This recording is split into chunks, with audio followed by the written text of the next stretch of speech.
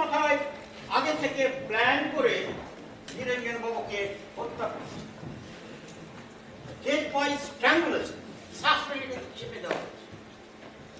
Postmortem report অনুযায়ী আমি পাচ্ছি উনি মারা যান রাত্রি 11:30 থেকে 12টার মধ্যে। আপনাদের জবানবন্দিতে আমি পাচ্ছি আপনারা তখন যে যার ঘরে। তাহলে তাকে ফোন করলো কে? বাইরের লোক স্যার, আউটসাইডার। কে কথা বলছেন কেন? দরজা খোলা ছিল। আমি কিন্তু দরজা বন্ধ করে দিয়েছিলাম। তুমি দরজা বন্ধ করে দিয়েছিলে। তো এমন তো হতে পারে স্যার, ওই নিরঞ্জন রায় হয়তো কাউকে দরজাটা খুলে দিয়েছিলেন, তার সাথে হয়তো তার কথাবার্তা হয়েছিল। যাওয়ার সময় ওই দ্বিতীয় ব্যক্তি হয়তো নিরঞ্জন বাবুর ঘাটটা পড়তে চলে গেছে। Exactly so sir.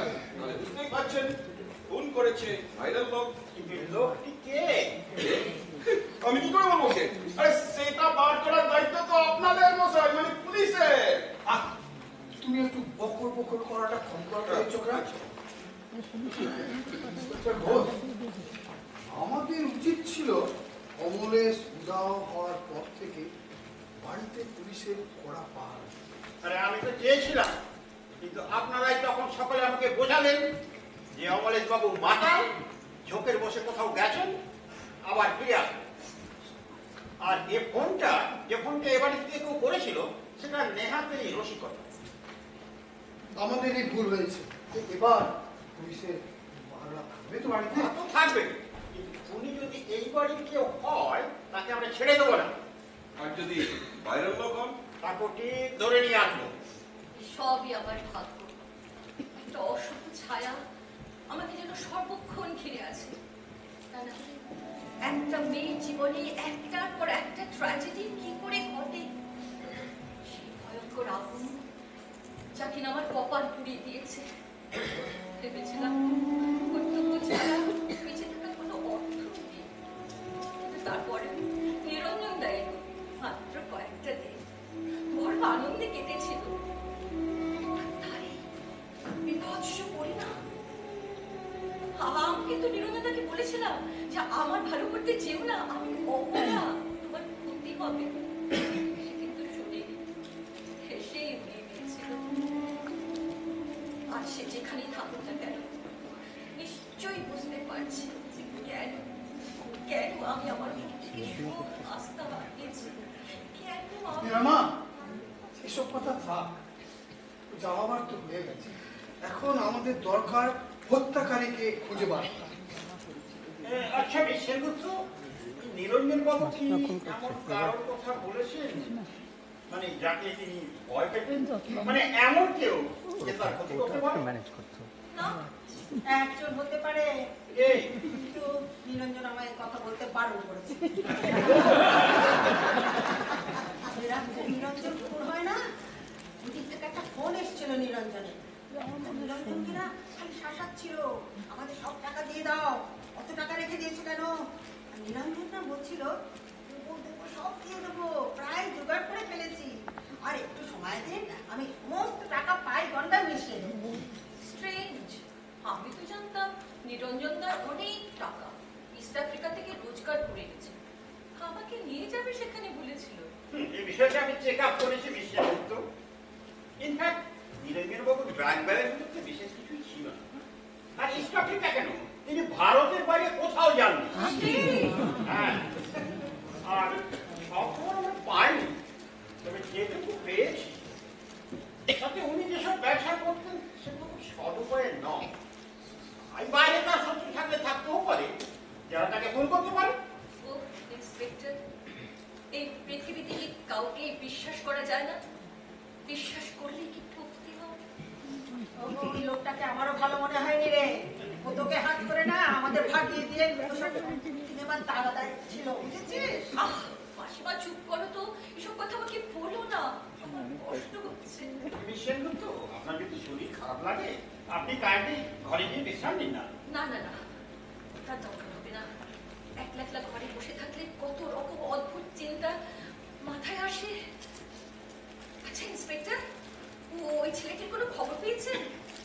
ব্যাংক না, আরে আমি সেদিনই তাকে থানায় নিয়ে যেতে চেয়েছিলাম, কিন্তু এই সঞ্জয় বাবু তো দেননি। আমি দিইনি, তার কারণ সে অপরাধী নয়। তাহলে সে কাউকে না বলে এ বাড়ি থেকে পালিয়ে গেল কেন? আপনার ভয়। তার মানে তার মানে এই তার চিঠি। ব্যাংক লিখেছে যে নানাবিধ কারণে পুলিশ তার জীবন দুর্বিষহ করে তুলেছে, আর এখানে এসে যখন দেখলো যে আপনাদের হাত থেকে তার নিস্তার নেই, তখন সেখান থেকে পালিয়ে যায়, এবং সে পালিয়ে যায় ওই নিরঞ্জন রায় খুন হওয়ার অনেক আগে। তার সাক্ষী কে? কি বাবা গুন্ডল? হ্যাঁ, হ্যাঁ চুপ করে কেন? না মানে আমি ওই ব্যাংকও আমার কাছে এসে একটু ওষুধ চাইলো, তখন আমি খাচ্ছিলাম ওই বৌদির কাছ থেকে নিয়ে, তখন ওইটা দিয়েছি। আমিও সেই সময় এসে গেছিলাম, আমাকে দেখে ওরা দুজনে চলে গেল। হ্যাঁ হ্যাঁ, তারপরে না আমরা ওই হেঁটে হেঁটে ওই মোড়ের মাথা অব্দি গেলাম, আর কি মোড়ের মাথা অব্দি, তখন না ও ওটা আমার হাতে দিল, বললো এটা সঞ্জুকে দিয়ে দিস। তাহলে এই চিঠিটা উনি আপনাকে দিয়েছিলেন? হ্যাঁ, আপনি মিথ্যেই ব্যাংককে নিয়ে মাথা ঘামাচ্ছেন ইন্সপেক্টর। কিন্তু ওর একটা ডেঞ্জারাস পাস হিস্ট্রি আছে, আমি তা সত্ত্বেও এখনো নিঃসন্দেহ কি করে হচ্ছে? আরে আরে ও তো হতেই পারে নিঃসন্দেহ। কি করে? এই কারণে যদি না ও নিজে খুন করে থাকে। মাঝে মাঝে কথা বলবেন না। সঞ্জয় বাবু চলুন, আপনার সাথে কথা আছে, আপনি বাড়ি চলুন। ইন্সপেক্টর ঘোষ যেভাবে সঞ্জয়ের পেছনে লেগেছে না, একেবারে পিন্ডি চোখকে ছেড়ে দিয়েছে। এ বাপরে বাপ, কি কুক্ষণে এই বাড়িতে ঢুকেছিলাম গো বৌদি, রাত্রিবেলা অশরীরী ছায়ামূর্তি ঘোরাঘুরি করে, চলচ্চিত্র কোথাও হয়ে যায়, শেষ পেশে একটা খুন, ওই অমন একটা খলিফা কাটতেন, সব করে ফট হয়ে গেল। ওরে বাবা রে, বন্ধুর গুপ্ত ভাইয়া, এই বাড়ি তুমি আর নাই, আমি যাস না রে বাবা, ওইখানে থাক। মা, এবার আমাকে ছুটি দাও, আমি আর পারছি না। আমি কি আর পারছি বিশু কাকা? আমি অমরেশের কথাও কিছু বুঝতে পারছি না। আমি তো ভেবেছিলাম ও বিদেশ থেকে এসেছে, আর আসার পর থেকে বড় বড় ব্যবসার কথাবার্তা আমার সঙ্গে বলতো। আমি কিন্তু জানতাম দুটো সত্যি বলছি। কি করে বুঝলে? কি এক রকমের সিক্সথ সেন্স বলতে পারেন। অন্ধ হয়ে যাবার পর থেকে আমি চোখে দেখতে পাই না ঠিক, কিন্তু কে যেন আমার মনের চোখ দুটো খুলে দিয়েছে, আর তা দিয়ে আমি অনেক অনেক কিছু দেখতে পাই। নিরঞ্জনরা যখন পাশে বসে আমার হাত ধরে রঙিন শব্দের কথা বলতো, আমি বুঝতে পারতাম ওগুলো মিথ্যে বলছে। কি তাই নাকি? তোমার এরকম মনে হতো? হ্যাঁ, অথচ দেখুন 3 বছর আগে আমাদের বাড়িতে যখন আগুন লাগলো, তখন আমি একদম বুঝতেও পারিনি, তখন আমি ভাবতেই পারিনি যে আমার জীবনে এত বড় একটা দুর্ঘটনা ঘটতে যাচ্ছে। নীলামা, তোমার জীবনের উপরে একটার পর একটা ঝড় বয়ে যাচ্ছে, ভাবতেও অবাক লাগে। আমি জানি তোমার মনের অবস্থা এখনো ভালো না, তাও দু একটা কথা না বলেও তো পারছি না মা। বলুন না বিশু কাকা। এই লোহার সিন্ধুকে তোমার বাবার উইলের একটা কপি থাকবে, সেটাকে আর আমি দেখতে পাচ্ছি না। সে কি? কবে থেকে? গত রবিবার আমি কাগজপত্রগুলো একটু নাড়াচাড়া করে দেখছি, তখনই লক্ষ্য করলাম উইলের কপিটা আর নেই। এটা ভয়ঙ্কর কথা। আপনি পুলিশের ডায়েরি করে রাখুন, আর কলকাতায় আমাদের অ্যাটর্নিকে খবর দিন, কারণ আমাদের উইলের অরিজিনালটা ওখানেই আছে কিনা। তাই হবে মা। আর একটা কথা, আমাদের ইন্টারনাল পলিসি যতটুকু রদবদল হওয়া দরকার, তার জন্য ল অফিসার একটা ডকুমেন্ট তৈরি করেছে, আর তোমাকে একটুখানি ওতে সই করে দিতে হবে। আচ্ছা, যে পয়েন্টসগুলো আমরা আলোচনা করেছিলাম সেগুলো সব এতে আছে তো? হ্যাঁ, আমি সব আছে মা, আমি একদম ভালো করে চেক করে রেখেছি। তোমাকে আমি এই জায়গাটা, ওই জায়গাটা সই করে দেবো।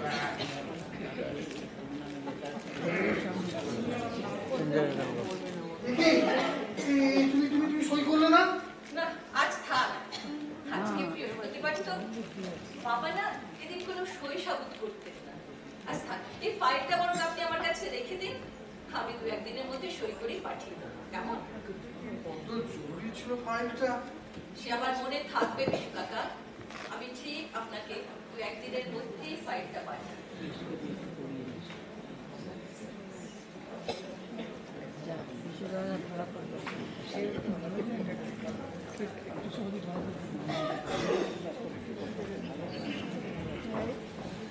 একটা মজার ব্যাপার লক্ষ্য করেছেন শ্রীবাবু? এই গত শুক্রবার আর গত মঙ্গলবার এবারে খুবই রহস্যজনক ঘটনা ঘটে।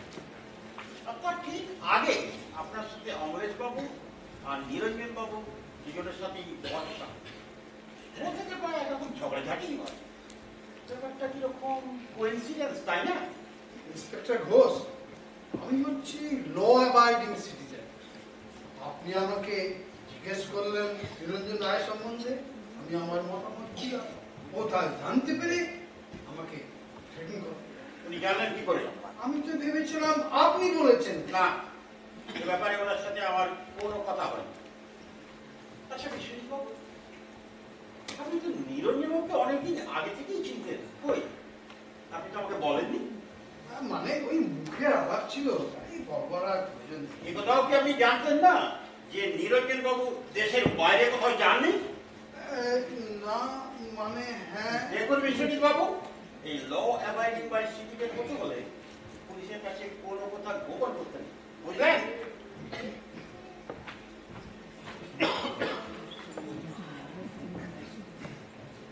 ইন্সপেক্টর ব্যাটা কি আমাকে এরকম জেরা করছে কেন? নিশ্চয় ওর কানে কেউ কুসমন্ত।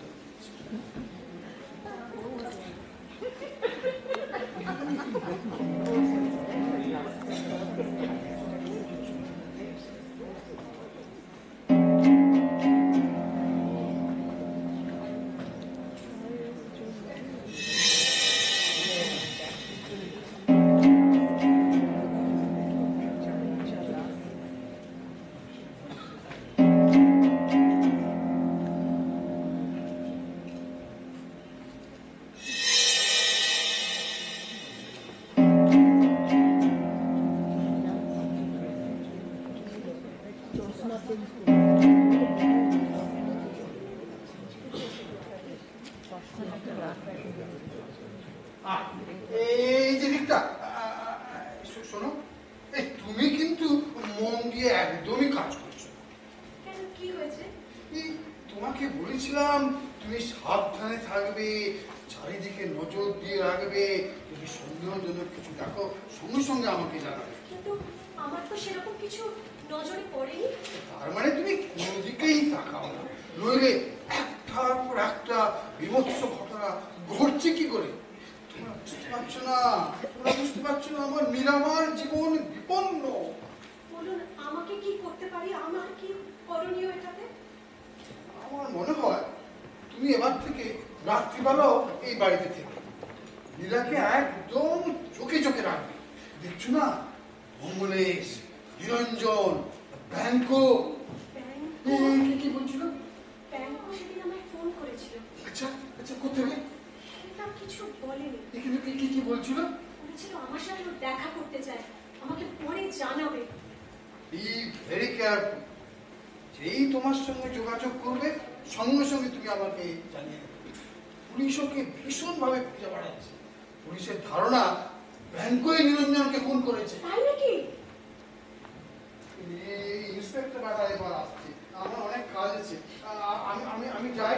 তুমি তুমি খুব সাবধানে থেকো, খুব সাবধানে থাকবে।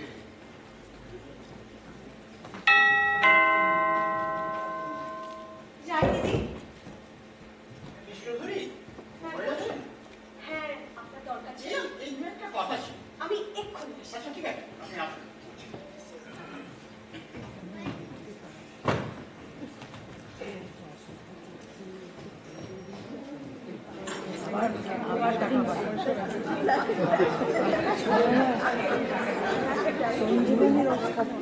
ফুলদানিতে প্রচুর পয়সা আছে।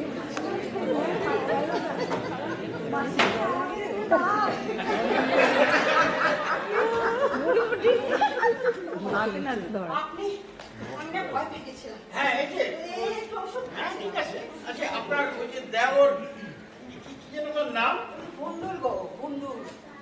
আচ্ছা, ও যে যে আপনার দেওর, এটা আপনি শিওর? আরে বাবা, ও তো আমার ভাসুর হতে পারে না। তা আপনি কি ওকে শ্বশুর বাড়িতে কোনোদিন দেখেছেন? দেখেছিলাম আতুর ঘর। 3 বছর বাদে আবার দেখছি। 30 বছর বাদে আবার। আচ্ছা সেটা কি কিন্তু এবার কিন্তু সেমন নাও হতে পারে। বাবা গো, ও যদি সেই ঘটনা হবে না, নিজের ভাই হবে না, তোর দাদার কথা এত জানলো কি করে? আপনার স্বামী কোথায়? এই বড় বড় মুশকিল। শুনেছি প্রথম ছিলেন নাকি মঙ্গল ঘাট, তারপরে সেখান থেকে চেঙ্গামারি, তারপরে বোধহয় ময়না। তো আপনি করেন কি? সেটা আমি বলতে পারবো না বাবু।